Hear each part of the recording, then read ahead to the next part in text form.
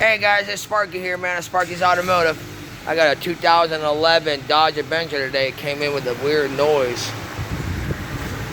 Checked again, thought it was a motor mount at first, but further investigation, lost his axle. Alright.